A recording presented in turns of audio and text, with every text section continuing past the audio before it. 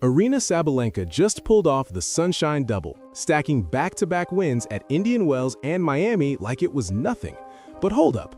When a reporter brought up Alex Eala, Sabalenka looked genuinely caught off guard.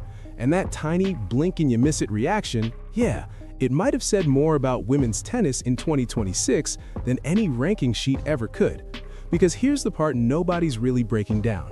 Sabalenka is sitting at world number 1, locked in for over 80 straight weeks and still counting. Meanwhile, Eala is parked at number 45, sitting under a long list of names most casual fans couldn't even recognize. Yet somehow, this is where it gets interesting, tournament bosses, former number ones, and the game's real insiders keep asking the same thing. It's not about whether Sabalenka is dominant, a girl she clearly is, but whether dominance and star power have quietly become two completely different currencies in pro tennis. Alex Eala, that's been a talk, and which is understandable. There's some players coming from respective countries, like she's coming from Philippines, which is now a big deal. She's been the biggest ever, tennis player from that country, which is a big country, and there's a big interest. So things like that happen. I mean, you could argue that it was, maybe a poor schedule, and maybe they could schedule him on a bigger court. Yes, but again, she's so young and she's just coming through. So and obviously the first couple rounds, the schedule is so packed. The big courts with big names, it's difficult. It's not easy to manage that. But again, it's a good problem to have, to be honest. This was definitely one of the bigger Filipino turnouts. Also, New York was huge. It was tough because it also depends what court you're on. That you feel the noise and things. I would say the top two so far have been Melbourne and New York. Back in January 2026, at the National Tennis Center in Melbourne, during the Australian Open, listen to this. Alex Eala wrapped up what was supposed to be a normal outdoor practice. No personal security was assigned to her, which is pretty standard when you're ranked where she was. But hold up. As Eala tried to walk off the court with her father and coach, the situation flipped fast. A huge crowd suddenly rushed forward, closing in from every direction. The pressure was so intense that she was forced back against a concrete wall just from the crowd's momentum alone. Eala, her father, and her coach literally had to yell at fans just to carve out enough room to move. Now, let's be real. That's not the kind of scene you expect for someone sitting at world number 45.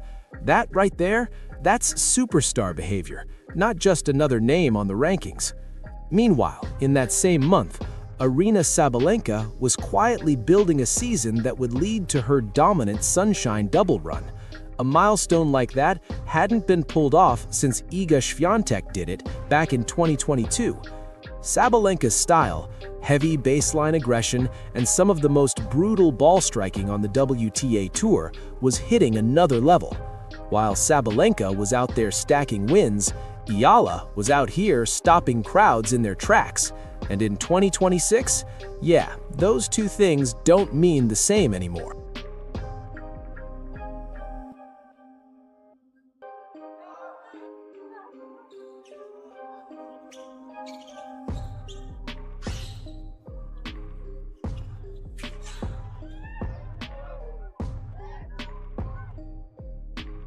Sometime in early 2026, listen to this. A phrase started making noise behind the scenes in tennis media circles. It didn't come from some flashy headline or official report, but straight from tournament organizers and analysts trying to explain something they were never trained to quantify. Fans only pay when Alex plays. 5 simple words, but hold up. Those 5 words carry one of the biggest economic shifts the WTA Tour has seen in years. Because that statement isn't about a champion, it's about a draw. And in pro sports, those two identities were always supposed to be the same person. Alex Eala has built an Instagram following of over 920,000. Her engagement rate? Sitting between 15 and 20%. Numbers analysts say completely outpaced the WTA average.